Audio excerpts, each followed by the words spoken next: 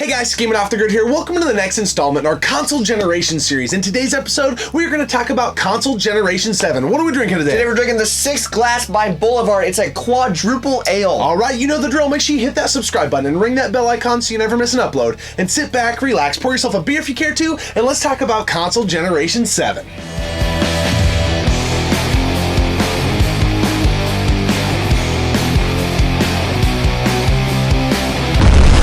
Want to know about beer, wrestling games, or gaming? You've got to check out Gaming Off the Grid. All right, here we go. Console Generation 7. This has been a really fun series, and it's a series that has spanned almost the lifetime of our channel. Yeah, I think we started the series like episode 6 when we it was crazy. And so this one's kind of bittersweet for me because this is going to be the last one we're going to be able to do for a while. Yes. Because the current gen hasn't wrapped up yet. No, we're going to have to wait. So let's just start with some history. The 360 came out in November 22nd of 2005. Yeah, it's crazy. That's crazy. Second release by Microsoft. It was the second home console release following the Xbox. And this time around, you know, when I go back and I'm just thinking about it, you know, there's a lot of good things about the Xbox. But the one thing that comes to my mind right away is the red ring of death. It is known for the red ring of death. And I had neighbors that were obsessed with the 360, and they had multiple 360s that got the ring of death. I think it really speaks to how good the games were and the power of this console, because with as much hardware failures they had, for them to be able to withstand that. Obviously they've got Microsoft's money behind the project, so I get it to that extent, but that's just one thing that jumps out to me. But you know, for being the first console on the scene, there were some, you know, major things that happened, you know, with the Xbox 360. You have Gears of War, that was a new Gears franchise. of War is so iconic. Yeah, that, you know, and then Halo, I really think took that next step. And you know, this generation really launched home console online gaming. Now, it did obviously exist in the prior generation, but it became like a household thing. Everyone online gamed during this era. So let's jump into the PS3 and the Wii. And what's crazy is the PS3 and the Wii didn't come till a year later. A full year. So the PS3 came out November 17th of 2006, and then 2 days later the Wii came out. And I'll never forget the launch of the PS3. I was going to a junior college at the time, and I remember like a day before, 24 hours, going with my cousin at the time to wait in line for one, right? Wow. And we pulled up and we're like, we're not waiting in that line. No way. And so we ended up not waiting in the line. We're just going to wait for one. And Ryan, who has been on the channel, I'll never forget, I want to say he spent like $1,000 or $1,500 on a PS3 online. On a PS3? Yeah, because he thought he could flip it. Ended up getting hosed on the ordeal. But I just remember, you know, I said red ring of death for the 360. For the PS3, I just remember you could not find one anywhere. Oh, dude, it's crazy that you have those memories, because when you were out doing that, I think, honestly, I was still in elementary school. Yeah, there's a good chance. So I just remember really waiting for the PS3 because the differentiating thing for me was the Blu-ray technology. Oh, it was so cool that they introduced that, and it was backwards compatible, which we'll get into. Now, the Wii. What is the first thing that comes to mind for the Wii? It, I think, was brought Nintendo back to everyone's living room. Yes, I think it was the family console. Like, everyone I know had a Wii. You're not wrong in saying that, because it is the best-selling console of this generation. Yes. And it's weird because the order they released is also the reverse order of how well they sold. So the Wii sold the most of this generation, which I think for some people that might be a surprise. I would have probably, had we not had the channel and I was, you know, collecting and all that stuff, I would have probably thought the PS3 was the best performing console. But it's weird. So the Wii sold 102 million units, then the PS3 sold 87 million, and then the Xbox 360 only sold 84 million. So the 360 and the PS3 were pretty freaking close, but then the Wii just freaking dominated. Yeah. That's crazy. And I think, you know, with the Wii coming into this discussion here, I think it is worth talking about something that is a really cool thing when you look back at it. This was the generation of wireless controllers. Oh yeah, this is where we cut the cord, and it was the pack-in standard that you did not have to play with a cord connected to your console. That's so crazy to think about. Like, I didn't realize that until you just brought it up, and I was like, whoa, yeah. Now it's just, that's the default way to play games now, is wireless. And the Wii also introduced motion control, and the 360 and PS3 followed that later. Yes, with the PlayStation Move and the Xbox Connect, you know, which all of those were, you could feel both those companies scrambling and hustling. Yeah, they were very good. They were like, oh, whoa, what's Nintendo doing with the Wii? So it's very unique when you bring up the Wii, because the Wii is by far the inferior console as far as what the hardware can do. Yeah, the power. As far as the power of the console, what's under the hood, but those motion controls, the Wii Sports, those type of things is what made it to literally where I literally think grandparents were buying the console, parents, aunts, uncles, kids, everybody was playing the Wii. The motion controls, you know, you get a 3-year-old nephew or a kid to play Wii bowling, and then grandma can come play, and it's super easy. And I think the motion is what brought it back to the living room. Yeah, and to speak in full transparency and honesty, I hated the Wii when it was out. And now I'll circle back to how I feel about it now, but I hated it. I think it's because everyone was moving towards it. The motion controls were not for me. I was all on board with the 360 and PS3. And a lot of it had to do with some games that I really feel just took over during this generation. To me, this generation is the generation of Call of Duty. Oh, yes. The generation of Gears of War, which we already mentioned, and Halo, which we already mentioned. Call of Duty had existed prior to this generation, but holy cow, when that first Modern Warfare came out. Oh, with online. Oh, yeah. Game changer. Everyone was plugged in, playing online, yelling into the microphones. This was the era for online gaming, and it was crazy that you hated the Wii, because I think most hardcore gamers back then hated the Wii as well. Yeah, it wasn't until later years where I gained appreciation for the Wii, and now, you know, looking back on it, we've said multiple times on the channel, that is the most played console in our game room right now. You know, another thing that I think is worth mentioning is like the accessories that they brought along during this era. You know, we talked about the PlayStation Move already, the Xbox Kinect.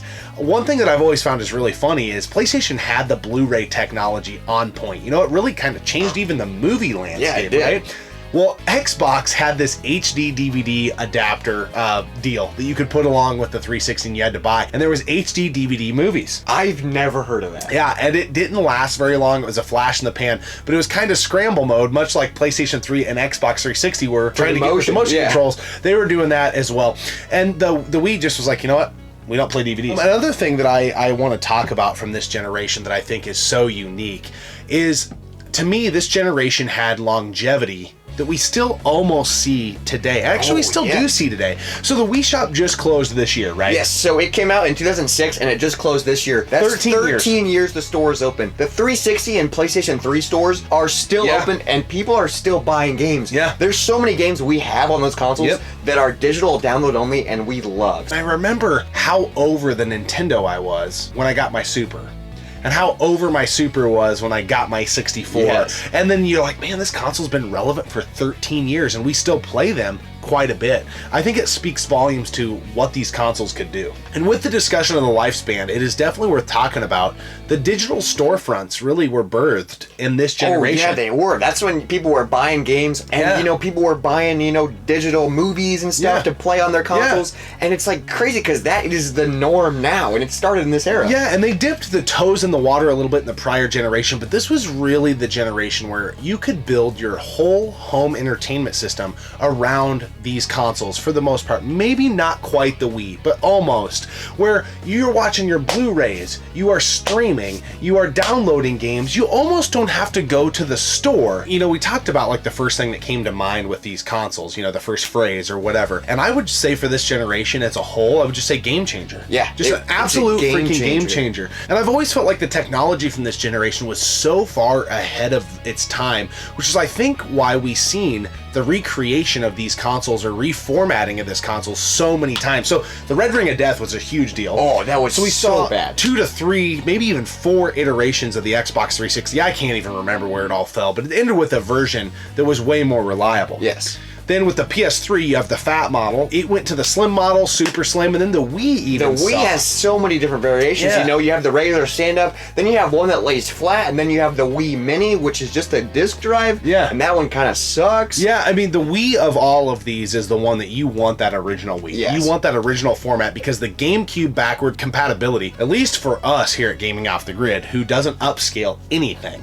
that is the best option for us because we can play our GameCube games through Component at a very cheap price. Yes, and the first generation of those Wiis have GameCube controller ports. Backwards compatibility was huge in this generation for sure. We've seen a little bit of it in the prior generation, but wow, it was on full tilt in this generation. You know, the PS3 can play PS2, PS1 games. The 360 is limited a little bit on which Xbox games it can play. Some of them it can't. It can still play them, but not all of them. And then the Wii, obviously, with the GameCube. So. Yeah, and then some of the subsequent versions of the PS3 maybe struggled a little bit with that backwards compatibility as well. But the initial version, that was kind of the idea behind the console. All right, so now what are some of your favorite games from this generation? Yeah, it's weird. So I'm going to start with like my favorite games from the time.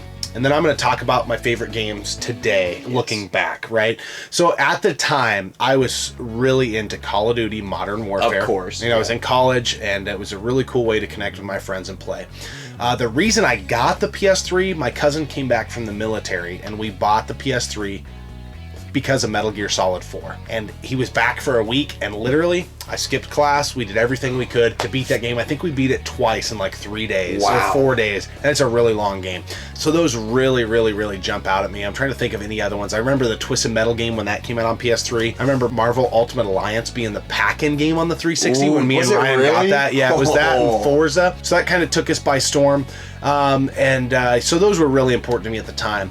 You know, standing up on the mountain now, looking back over it, some of the best games I feel like from the generation, I think the Mario Galaxy games those are incredible. All-time classics. This game was another game that I played back in the day, but Gears of War, I think, rises above all. With the chainsaws. Yep. And another game I really liked was Res 5. That's another one that I played back then, and we still play now. Yeah, that game's incredible. I didn't know this then, but now it matters to both of us, I feel like. This was the almost swan song generation for home console light gun games. Yes, it was, which is kind of sad because we love our light gun games, and you know, the Wii is probably so awesome to play light gun games. The PS3 and Xbox 360 kind of can do it, but it's not the greatest. But yeah, the modern generations don't really have it. I know there's VR and stuff. Yeah. There's a couple light gun games not light there. Guns. Yeah, and there's a couple kind of light gun games, but this was the last generation for a home console, you know, House of the Dead, Time Crisis, your traditional light gun series. So, anyway, what are some of your favorite games from the time, and then looking back on it, your favorite games in general? What's crazy about this generation is I was always obsessed with the PS3.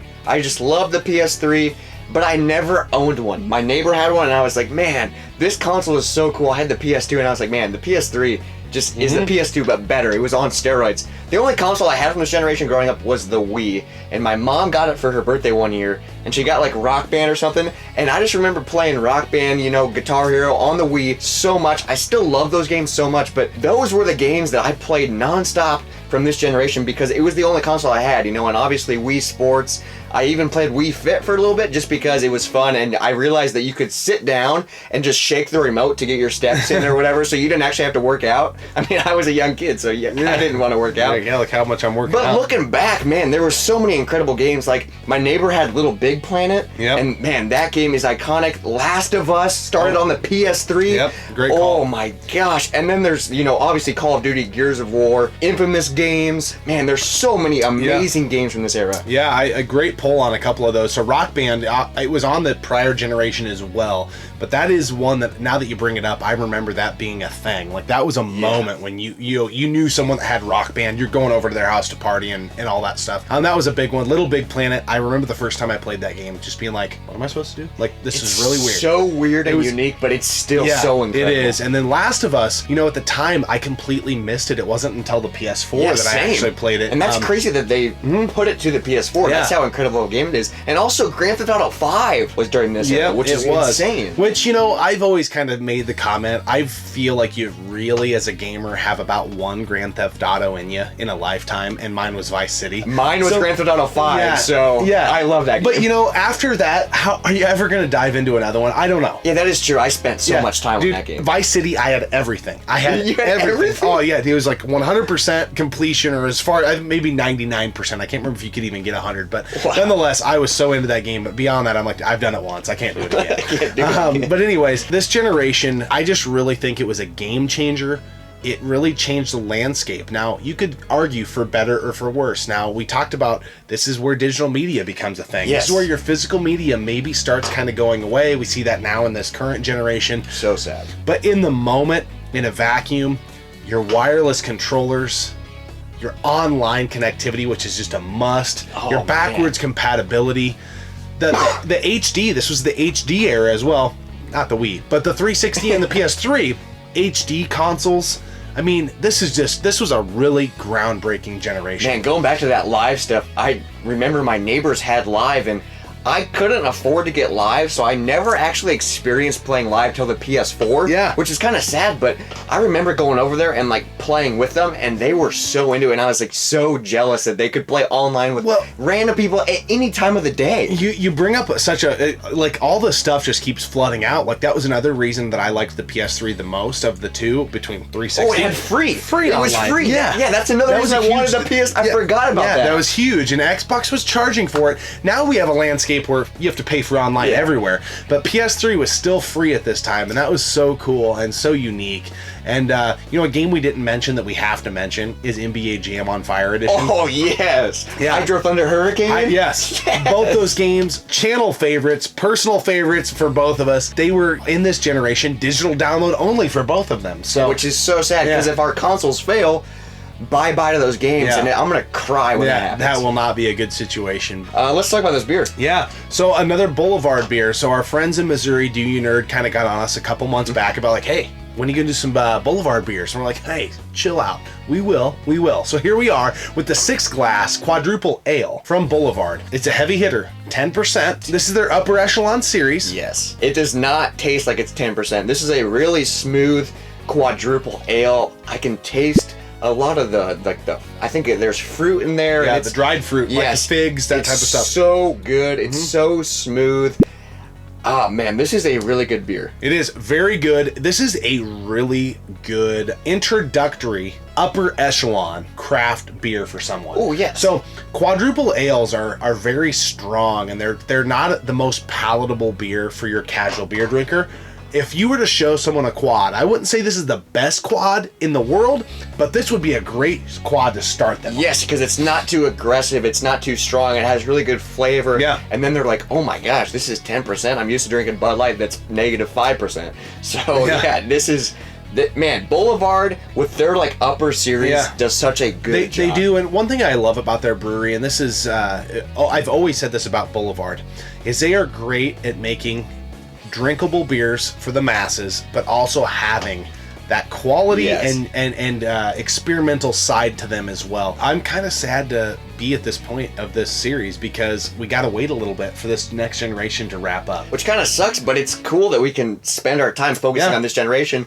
And I love, what's cool about this generation is this is the best generation to collect for right now. Yeah, absolutely. If you are a game collector and you're wanting to go out and go retro hunting and things like that, like you see, you know, your major channels like Pixel Game Squad doing and things like that, you know, the Game Chasers, so on and so forth, you're gonna have a hard time finding, you know, like Riff. He got a neighbor to give him a ton of Super Nintendo games. He's so lucky, but that doesn't happen to your average person. I'm telling you right now, you can saddle up and get out at 7:30 in the morning, get a cup of black coffee, and hit it like a freaking big dog, and you are gonna find PS3, Wii, and Xbox 360 games all over the place. Yeah, they're out there. Dirt cheap. Yeah. Anything else you want to say about the generation before you sign off? This has been so much fun, and it's crazy that this is from 2006.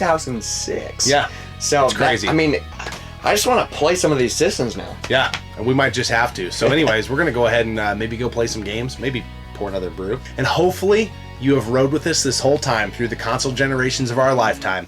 We always appreciate you tuning in, subscribing to the channel. Keep gaming, keep drinking. We'll see you next time, right here on Gaming Off the Grid. Oh, dude, I just picked up the new PSP. I've just been dipping it in some hummus.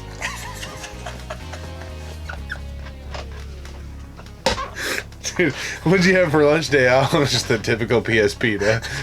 And they did it even better because Nintendo does what Nintendo does.